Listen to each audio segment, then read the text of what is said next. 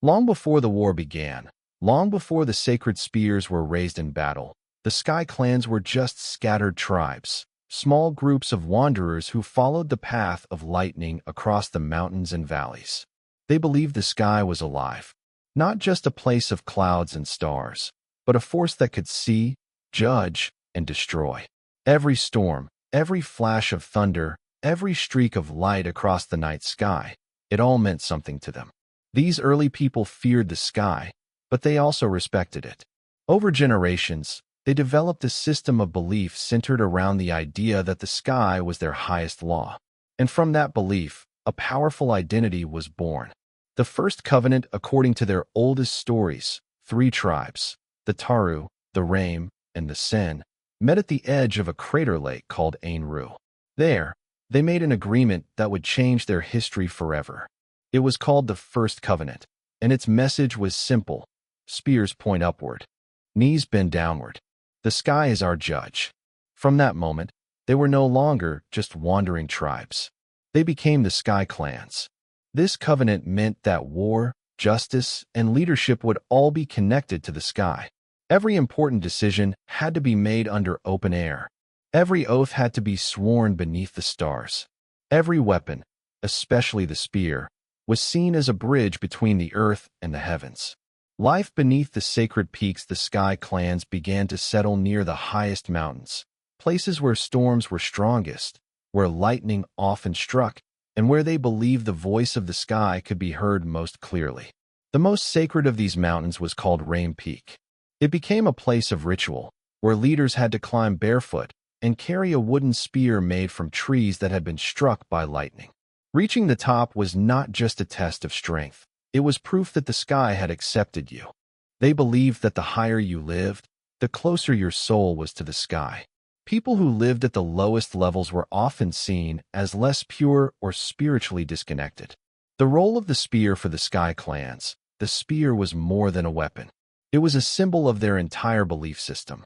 A true sky spear was made from three parts: earth iron, mined from the ground skyron, rare metal from meteorites, and a ritual called the breath bond, where the spearhead was heated while the clan leader exhaled onto it, offering a piece of their spirit. Each spear was unique, but all pointed the same way, upward, toward the sky. Social structure: the Sky Clans were ruled by a balance of three forces: warlords, who led the people, and army shamans, who interpreted signs from the sky and kept religious law listeners, chosen children trained to hear the will of the sky. In the highest altitudes, these three worked together, sometimes in harmony, sometimes in conflict.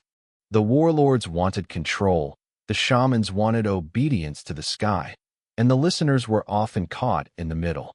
The first signs of division: over time, differences in belief began to grow. One group, the Lake Clan, started to change the meaning of the First Covenant. They argued that spears should no longer point only upward. They believed their wars were not with the sky, but with the earth, with other people, tribes, and enemies. They began pointing their spears forward. This may sound small, but it was a major break from tradition. At the same time, strange signs began to appear in the sky: a comet with a burning tail, red moons, long silent storms. The shamans believed these were warnings. The lake believed they were signs of power. A prophecy remembered in the old scrolls: there was a line: when the sky is split, the spear will drink twice, once of oath, once of kin. No one knew exactly what it meant, but when the first blood was spilled, not in battle, but between members of the same clan, this line was remembered. Everyone had their own way of using it. Some said it was a warning. Others said it was permission. The missing spear: then something happened that changed everything. The most sacred spear, the original one, forged in the early days of the covenant, disappeared. It was never found again. For a full year after that, no leader was chosen, no battles were fought, and the sky rituals were stopped. People called it the Quiet Year. It was a time of fear, doubt, and silence. Some believed the spear was stolen. Others believed the sky had taken it back as punishment. Toward the death war: by this point, the Sky Clans had begun to divide. Some remained loyal to the old ways. Others followed new interpretations. Some wanted unity. Others wanted war. And above them, the sky burned again. The death war was coming, not as a sudden event, but as a slow, unstoppable storm. While the Sky Clans looked upward, others looked beneath their feet. To the south of the sacred peaks, where the land flattened into vast valleys and deep forested basins, lived the Earthbound, a confederation of tribes whose entire belief system was rooted in the soil, stone, and silence of the earth.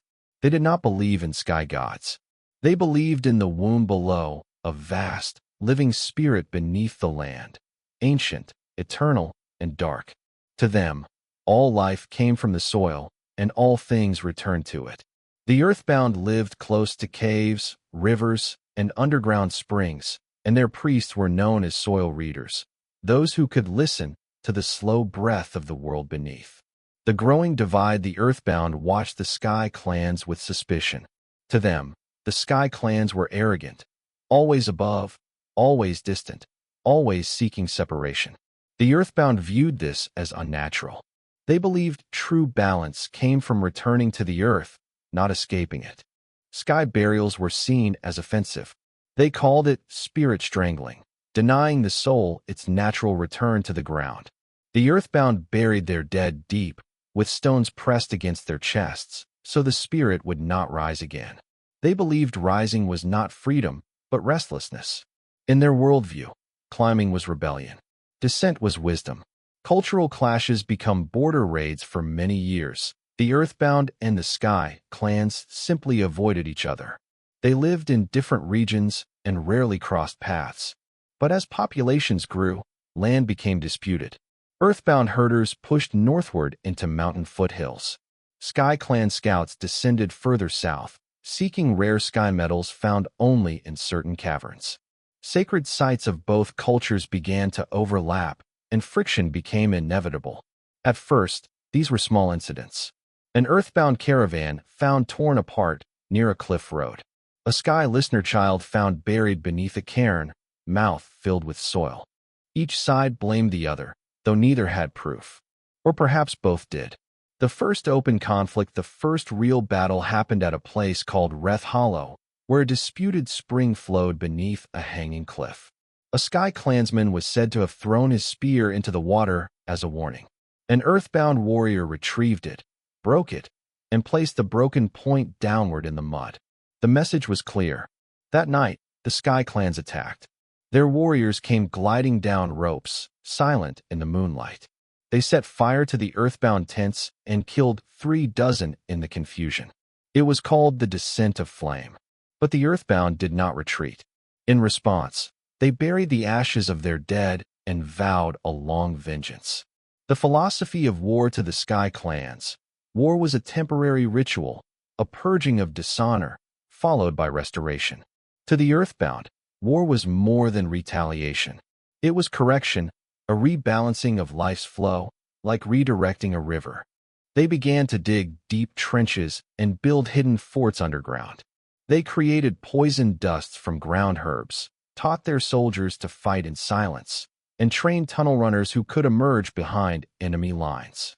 The Sky Clans relied on height, speed, and weather. The Earthbound relied on patience, silence, and shadows. The turning point, the fall of Rain Peak. Then came the event that changed everything. A Sky Clan outpost at Rain Peak, the most sacred of the high places, was attacked during a fog storm. No one saw the Earthbound coming. They tunneled into the rock from below, collapsed the support beams of the main spire, and brought down half the mountain structure. Hundreds died. The wind shrines were shattered. The sky altars were buried in rubble. The Sky Clans called it the Night of Broken Wind. To them, it was not just an act of war. It was spiritual desecration. From that day, the war was no longer just about land or belief. It became personal. It became absolute. It became something no peace would end. A prophecy repeated once again. The old words echoed among the Sky Clans. When the sky is split, the spear will drink twice. Once of oath, once of kin. Now they believed they understood. The spear had drunk of oath in the founding days. Now it would drink of kin, their enemies, their fallen, maybe even their own. Some called this fate. Others called it the end of the sky's patience. As the war deepened, both sides began to realize that old weapons were no longer enough. Spears passed from father to son were breaking against new armor. Ritual blades were snapping under crude, earthbound stone mauls. The sky and the soil had changed, and so too must the weapons. Thus began the era of forging. The Sky Clans, forging the wind-steel spears in the high caverns of Taru Ridge, Sky Smiths began crafting a new type of weapon. They called it wind steel, a rare alloy forged from meteorite fragments, lightning-struck ore, and cold mountain steel. These new spears were longer, thinner, and far deadlier. Balanced for use in midair strikes and perfect for throwing from cliff heights or gliders, they became known as death arrows with wings. But forging wind steel was not only a skill, it was a ritual. Each spearhead had to be tempered in storm water, and its shaft bound with eagle feathers. Only those who had climbed above cloud level and fasted for 7 nights were allowed to carry one. These warriors came to be known as the Sky Piercers, elite soldiers trained in leaping, gliding, and killing before their feet even touched the ground. Earthbound, forging the black root blades meanwhile, in the deep hollows beneath the forests of Kelp Basin, earthbound weaponsmiths created a very different kind of weapon. They crafted their blades not to gleam, but to disappear in shadow. Made from obsidian, bone, and a mineral found only in low caves called blackroot, these weapons were sharp, silent, and deadly in close quarters. The earthbound didn't throw weapons. They waited in the dark. They struck at joints, necks, arteries, and vanished. Their elite fighters were called soilborn, warriors trained to fight blindfolded in pitch-black tunnels. Some whispered that they could even feel the vibrations of footsteps from the surface and kill without ever seeing their target. Rise of the Night Messenger, but even as both sides escalated their power, something stranger began to unfold. Rumors of a figure who walked between sky and soil. He had no known tribe. His voice was said to carry like thunder through the trees.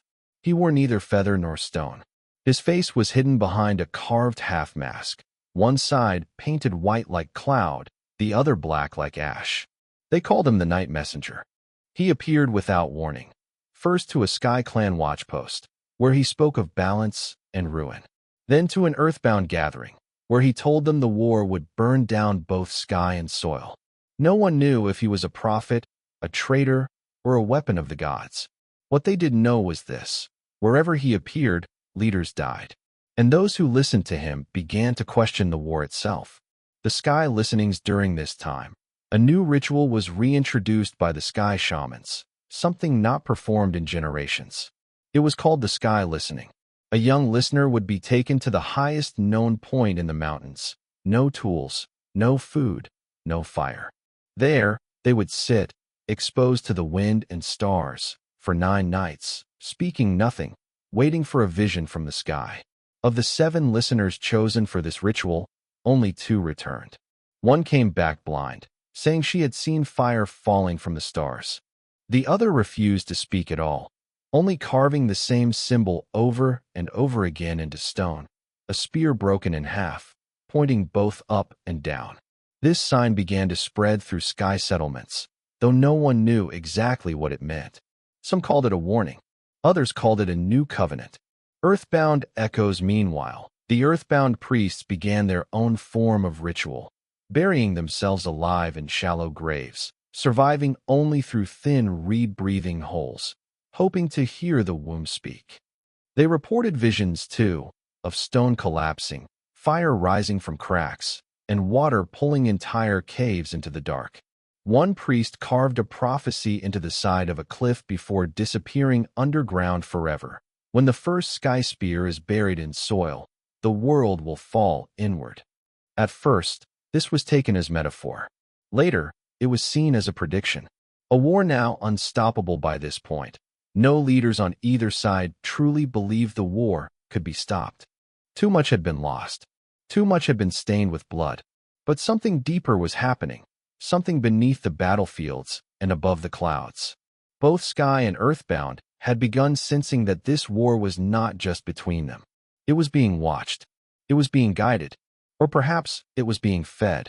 The war had raged for years, but it was not the enemy that struck the deepest wounds. It was betrayal from within. Both the Sky Clans and the Earthbound began to fracture under the weight of belief, ambition, and fear. The Death War was no longer just about two worldviews. It was now a war within hearts, within tribes, within bloodlines. The fall of the Lake Chieftain among the Sky Clans. The Lake were once known for their strict devotion to the Sky Creed. But their new leader, Chieftain Saruin, began to question the ways of old. He argued that the sky was silent, that the war had gone on too long without divine response. He proposed that perhaps the Earthbound were not enemies, but necessary balance. This alone might have been tolerated, until Saruin did the unthinkable. He sent an envoy to the Earthbound. The meeting was secret, held in the caves below Aaron Gorge. But the Sky Clans discovered it. Saruin was seized by his own warriors and dragged to the highest ledge of Mount Rame. There, his own Sky Spear was turned against him. He was cast into the clouds, stripped of his name. No clan was allowed to speak of him again. His face was removed from clan stones. His name erased from scrolls. But the damage had been done. The idea had been planted. The enemy might not be the enemy. The rise of the Earthbound Flame Sisters deep within the Thorn Hollow. Two sisters, Khyven and Maelor, began to challenge the Earthbound priesthood. They were warriors, not shamans. Born in silence, raised in tunnels, trained by soil-born assassins. But they saw the war differently. Khyven claimed that the earth itself had begun to groan, that the soil trembled not with anger, but with warning. She believed the Death War was pushing nature beyond balance. Her sister Maelor disagreed. She claimed the war had not gone far enough, and that the Sky Clans must be erased entirely, their altars smashed, their bones buried so deep they would never rise again. The sisters split, each taking followers with them. Khyven led a group of defectors who tried to escape to neutral lands.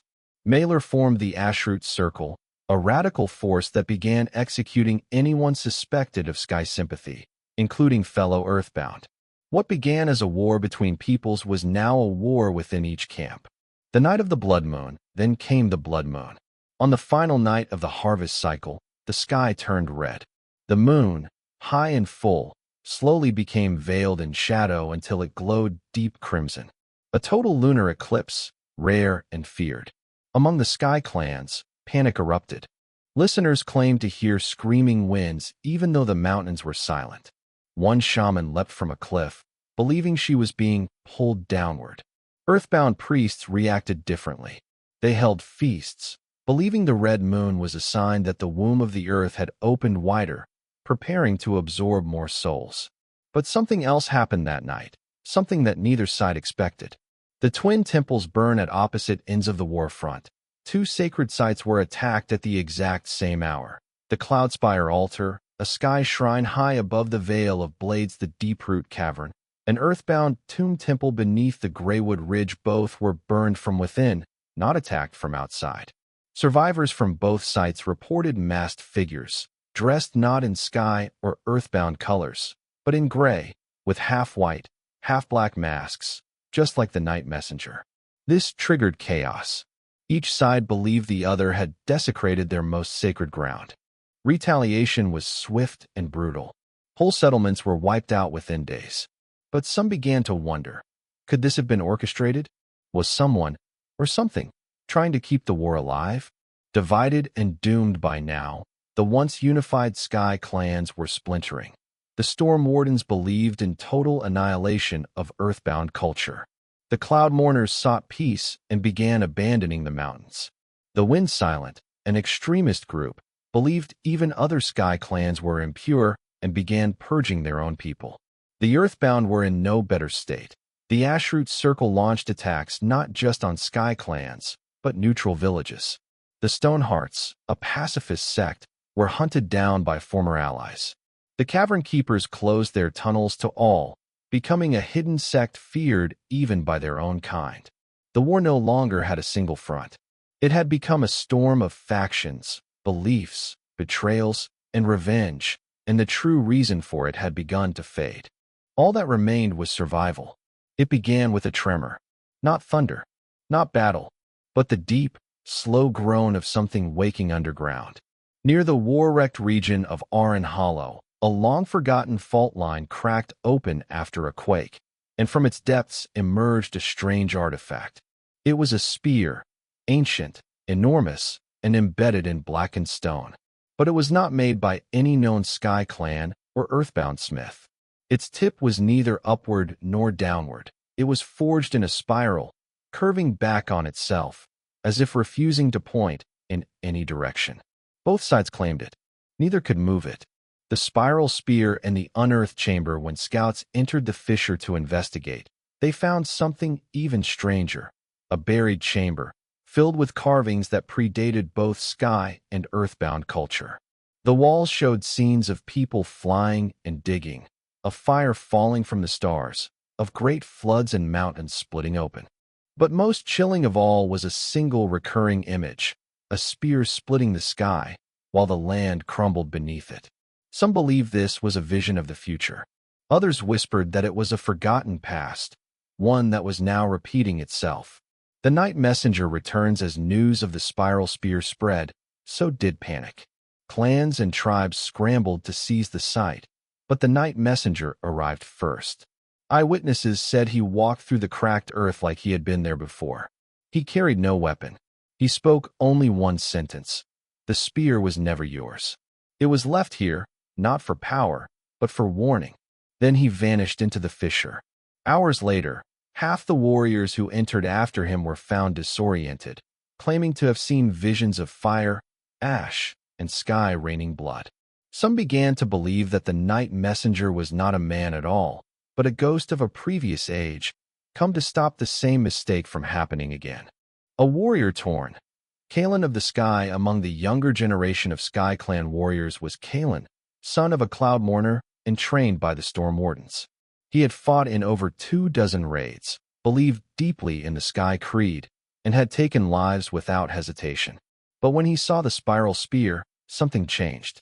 He had a dream that night, of a battlefield filled with spears pointing in every direction, and a sky that refused to answer when called. He awoke with only one thought. What if the war itself is the betrayal? Kalen left his war band without permission. He descended the cliffs alone. He carried no weapon. His own people declared him a cloud breaker, a title reserved for traitors who turn their backs on the sky. The Earthbound convert, Rain of the Rootless. At the same time, a former Earthbound assassin named Rain, once of the Ashroot Circle, also began to question everything. She had been raised to kill without sound or question. But after witnessing the Blood Moon and the burning of the Deeproot Cavern, she began experiencing what her people called stone sickness, a spiritual disturbance linked to broken earth rituals. Rain began carving spirals into the stone around her camp. When asked why, she said, "The soil no longer listens. It only trembles." She fled into the wilds, following stories of the spiral spear. Some believe she and Kalen met. Others say they were both being pulled by something older than either culture, a memory trying to surface. The hidden truths emerged. Scholars from both sides began decoding the spiral chamber symbols. They uncovered fragments of a dead language, not Sky tongue or Earth script, but older, much older. One line, repeated several times, stood out. When sky forgets and soil deafens, the spear will unwrite the world. The phrase caused chaos. Some sky shamans claimed it was a warning not to abandon faith. Earthbound priests called it blasphemy, denying the womb's authority. But others, especially among the younger clans, began to believe this truth, that neither the sky nor the earth had ever been gods, only symbols. And the true danger was worshipping direction instead of understanding balance. The war wavers. By this point, exhaustion had set in. The Sky clans had lost over a third of their high settlements. The Earthbound had begun suffering collapses in their deepest tunnels. Resources were stretched. Families were gone. Rights were broken. Children born into war knew no other way of life. Some war bands began to refuse orders. Others fled into exile. Still others began sending secret messages across enemy lines, asking not for surrender, but for answers. And all the while, the spiral spear remained, unclaimed, unmoved, waiting. For generations, both Sky Clans and Earthbound believed their war was about belief, about the sky, about the soil, about who held the truth of the world. But they were wrong. The truth was older than either culture, buried not in stories or scrolls, but deep in the bones of the land and etched into the paths of stars. That truth began to awaken on the night the eye opened. The celestial eye was not predicted in any calendar. No sky shaman or earthbound reader had foreseen it. But one clear night, just past the mid-wane moon, a new object appeared in the sky, round, silver-white, with a faint halo of violet light. It did not move like a star or moon. It hovered, slowly turning. A perfect watching eye. For 3 days and 3 nights, it remained motionless. Then, without warning, it pulsed once, and a soft rumble was felt in the ground across both territories. The Sky Clans called it the Eye of Judgment. The Earthbound called it the Watcher beneath the stone. But others gave it no name. They simply whispered, "It sees." Reactions across the land, the Eye's appearance shattered what was left of certainty. Some sky warbands declared it the return of Arun, the great Sky Father. Others believed it was a punishment for the broken covenant. In Earthbound lands, mass burials stopped. The soil was reported to reject the dead, with entire burial sites caving in from below. Earth priests began fasting underground, seeking new voices, but the echoes had gone silent. And still the Eye watched. No one knew what it wanted. The forgotten scrolls of Ain Rue at the ancient crater lake of Ain Rue, where the first covenant had once been sworn, a drought revealed the remains of a submerged ruin. Among the stones, a sealed container was discovered, wrapped in a metal no tribe could identify. Inside were scrolls, brittle, faded, and written in the same spiral language found at the chamber of the turning spear. After weeks of translation by neutral scholars, a partial truth emerged. The scrolls spoke of a time before the clans, when the people of the world worshipped balance, not opposites. Sky and soil were seen not as rivals, but as halves of a great cycle. But something broke that balance. When the sky was wounded and the soil was burned, the world split. The children chose sides. And so the war began, not between peoples, but within the world itself. The text ended with a final, chilling line. When the Eye returns, the wound will open again. Kalen and Rain reunite in the wilderness between the war zones. Kalen of the sky and Rain of the earthbound finally met. Their paths had followed similar patterns, both trained to kill, both broken by visions, both drawn to the spiral spear and the Eye above. They spoke for hours beneath a dead tree, where no birds sang. No one knows what they said, but from that meeting forward, they walked together. Their presence alone enraged both sides. To the Sky Clans, Kalen was a deserter consorting with a soul murderer. To the Earthbound, Rain was a traitor touching sky metal. Yet as they traveled, others joined them, outcasts, wounded, disillusioned warriors, shamans who had lost faith. They became known as the Grey Walkers, those who no longer chose sky or soil, but followed the spiral path between. The earth cracks, and something moves at the edge of the warfront. Near the Valley of Shards, a massive fissure split open after another quake. Sky Scouts sent to investigate never returned.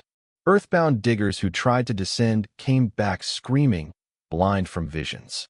One described a presence, not a god, not a beast, but a force, pulsing like a heartbeat, far below the crust. It is watching with the Eye, but it is not in the sky. It is beneath everything. Rumors spread that the war had awakened something buried, something the first people had sealed away long ago. And now, it was stirring. The spiral symbol spreads across battlefields, walls, and sacred altars. The spiral symbol began appearing, not painted, but scorched into stone and soil. No one claimed to make them. They appeared overnight. Some said the Eye marked places it had judged. Others said it was a warning, left by the night messenger or something older. But one thing was certain. The spiral was no longer a mystery. It had become a message, and soon, that message would demand an answer. The Eye no longer watched silently. Its light had begun to shift, casting strange hues across the land. Violet at dawn, blue-green at dusk. It no longer hovered still. It turned, slowly, deliberately, as if surveying something just below the surface. Animals fled its gaze. Wind no longer followed normal paths. And in the deepest caverns, stalactites began to grow upward against gravity. The world was bending, not breaking, but changing. The path to the hollow archive, Kalen and Rain, now leaders of the Grey Walkers, set their sights on a lost site known only in fragments. The Hollow Archive, a deep, hidden repository said to predate all known clans. According to legend, the archive was built by the first people, buried to seal away not just knowledge, but memory, truths too dangerous to be remembered. Guided by spiral markings and visions shared by both Sky listeners and Earthbound soil readers, the Grey Walkers crossed the Ashen Vale and entered the Cleft Forest, a place long avoided by both sides. There, hidden beneath gnarled roots and fallen stone, they found an entrance, a narrow shaft spiraling downward in perfect mathematical precision. The Hollow Archive had been found. Inside the archive, the descent took hours. The air grew still, time felt slower, and even fire burned in strange colors. Inside, walls were lined with crystalline etchings that responded to touch, glowing softly when certain spiral gestures were made. What the walkers found was not just writing. It was memory, stored not in symbols, but in sound and motion. The archive could speak, but only to those willing to listen with both body and spirit. From it, they learned the truth. Sky and Earth were never enemies. They were invented divisions, symbolic forces that early humans clung to in the aftermath of a world-breaking event. The first people had discovered a power source within the planet, a pulsing energy beneath the crust. When they tried to harness it, the sky cracked and the land bled fire. The world nearly ended. In response, the survivors formed two traditions, one looking upward, the other downward, to never again approach the center, the spiral core. The Covenant had never been about dominance. It was a barrier, a way to distract future generations from digging too deep or rising too high. But now that covenant had been broken, by war, by faith, by ignorance, and the spiral core was waking again. The eye shifts on the surface, the eye began to descend. Not fall, descend. Slowly, steadily, it moved closer to the land. As it approached, storms formed around it, circular tempests with spiral patterns. The sky no longer followed day or night. The ground pulsed beneath people's feet, as if breathing. Many believed the eye would bring destruction. Others claimed it was the Earth's heart, finally revealed. In truth, it was neither God nor punishment. It was a mirror, reflecting the choices of the world back upon itself. Division or unity. Kalen and Rain emerged from the archive with a message that stunned even their own followers. We were not meant to win. We were meant to remember. They revealed the full truth of the archive to their people, and word spread quickly, not just among Grey Walkers, but into the scattered camps of Sky and Earth. Some accepted it. Some wept. Others raged, declaring the archive a lie, a trick, or worse, a test. Two major factions rose in response. The Spiral faithful, those who believed the war must end, and the Spiral truth embraced. The Oathbound, warriors from both traditions who saw the truth as heresy, and vowed to finish the war before the eye touched the earth. The Spiral had become more than a symbol. It was now a choice. The Night Messenger reveals himself as conflict erupted again. The Night Messenger returned, but this time, he removed his mask. To those who saw him, he appeared different, not because of his face, but because each person saw someone familiar, someone they had lost, or feared, or loved. Some said he was the echo of the first listener. Others swore he was the very last soil reader of the first people. But his message was the same to all. The spear must be turned inward. Only then will the world remember what it truly is. Then he vanished, not into the mist, but into the spiral light of the descending eye. The eye touched the ground at dawn, not with fire, not with thunder, but with silence. It settled gently into the earth like a drop of water on still glass. And in that moment, the world shifted. Time fractures across the land. Time began to misbehave. Some saw suns rise twice in the same sky. Warriors reported fighting battles they had not yet begun. Children dreamed of events that happened generations ago. Entire forests bloomed and withered in a single day. It wasn't magic. It wasn't madness. The eye had not descended from the heavens. It had risen from the spiral core, through the sky, and returned. The planet was remembering itself. The journey begins. Kalen, Rain, and the remaining gray walkers set out for the core spiral, the heart of the world that had long been myth. Their guide, fragments from the hollow archive, combined with the shifting visions granted by the eye's light. They passed through landscapes that no longer obeyed logic. Mountains with rivers flowing upward. Cities crumbled before they were built. Echoes of the first people walking through trees like smoke. And at the center of it all, a wound, a crack in the land that pulsed with soft light. The spiral core. The guardians of the end before they could enter. Kalen and Rain faced the guardians. Not creatures, not warriors, but moments given form. Each guardian was a memory that refused to die. Kalen saw his first kill, made during his trial as a sky child, standing before him in flesh. Rain saw her dead mother, still clutching the soil-covered bones of their burned home. Other walkers faced betrayals, oaths broken, futures unlived. To enter the spiral core, each had to acknowledge the truth. What was cannot be undone, but it can be carried. One by one, they stepped forward. One by one, their ghosts dissolved. Inside the spiral core, the inside was not a cave. It was a heart, pulsing, vast, soundless. The spiral core was alive, not in the way of being lives, but the way balance breathes. Sky and soil were not opposites. They were rhythms, like inhale and exhale. The war had twisted those rhythms into conflict. Now the world teetered on collapse, or rebirth. At the center stood a single object, the first spear, its shaft split by lightning, its tip melted by ancient heat. It hovered above the ground, spinning slowly in spiral motion. This was the origin of all spears, the weapon that had struck the earth and sky at once. It was not forged to kill. It was made to seal. A choice of 3 paths. The eye flared, and the spiral walls bloomed with vision. The world offered 3 paths. Finish the war, unite all sky and earth warriors under one banner, defeat the Oathbound, and begin anew through conquest. Seal the spiral, return the first spear to its place, reseal the core, and forget everything. Let the war fade into myth once more. Unite through memory, turn the first spear inward, not to stab, but to break the illusion of separation. Risk the collapse of tradition, of belief, of order, for something new. Each path had its cost. Victory would bring short peace, but the spiral would remain unhealed. Sealing would restore balance, but ensure another cycle of ignorance and blood. Breaking the illusion would destroy the war, but also all who could not let go. Kalen looked to Rain. Rain looked to the eye, and they chose the third path.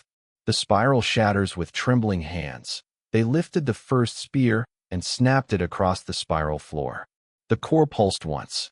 Then the spiral spun outward, across the land, into every village, every memory, every myth, not to destroy, but to reveal. In that moment, Sky clans saw their children buried in soil, smiling. Earthbound saw their ancestors in the stars, whispering forgiveness. The Oathbound dropped their weapons, stunned by visions of peace they had never imagined. The war ended, not with surrender, but with remembering. The eye vanished, not into the clouds, not into the soil. It simply ceased to be, as though its purpose had been fulfilled. The war was over, but peace was still being learned. The days after the spiral light that had blanketed the land faded slowly over 7 days. Fields once ruined by fire began to bloom again, but with new kinds of plants, one seen only in the oldest earthbound carvings. In the sky, a new constellation appeared, a perfect spiral made of stars no one had charted before. Infants born during those days were said to open their eyes already weeping, not in pain, but in deep knowing. Neither Sky clans nor Earthbound claimed victory. because no one had won. The war itself had ended not with conquest, but with understanding. The walkers dispersed. The Grey Walkers, now legends among the people, did not stay together. Some returned to their former clans, not to lead, but to teach. Others became wandering listeners and readers, telling the story of the Spiral Core to any who would hear. A few walked into the wilderness and were never seen again, perhaps seeking the second spiral, whispered of in final archive lines. Kalen and Rain, the ones who turned the first spear inward, vanished. Their last known act was carving a spiral into a high stone cliff and writing beneath it, "The sky has fallen. The soil has risen. Walk now in the space between." A new covenant with no eye to watch, no gods to appease, and no elders left to command. The people of the world made a quiet, unspoken covenant. They would no longer divide themselves by direction, by blood, by dust or star.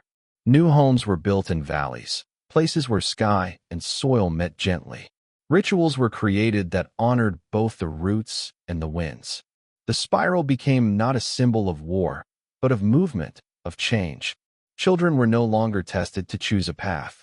Instead, they were taught the paths that once broke the world and how they were healed. The final memory a generation later, an old listener named Shunnel, once a Grey Walker child, stood before a gathering of youth and told the story of the war. She ended with this: "The world was never meant to be conquered. It was meant to be understood. When we sought to master it, we broke it. When we listened, it sang again." One child asked, "Is the eye ever coming back?" Shunnel smiled. "It never left. It lives inside every choice we make. Every time we ask what lies beyond instead of who must be blamed. That is the eye. That is the spiral." Epilogue. Beneath the sky, and so the world turned, not backward, but inward. There were still conflicts, still seasons of pain and change, but never again a war like the death war of the Sky Clans. Because now the people knew that the sky was not above them. The earth was not beneath them. They were the spiral, and the spiral was the world. The spears were buried, the sky was walked, and the soil remembered. And from that remembering, a new world was born.